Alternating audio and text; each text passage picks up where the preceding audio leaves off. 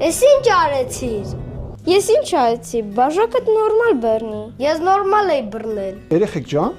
ինչ ա եղել, ինչի եք վիճում։ Բաժակս գցեց ջարդեց։ Ես չի նեղա, որ ինքը գցեց բաժակը, թող նորմալ բռներ բաժակը։ Մի հատ հարց տամ, հիշում եք Հիսուսի խոսքերը, թե ովքեր են Աստծո որդիները։ Խաղաղություն անողները։ Ապրես։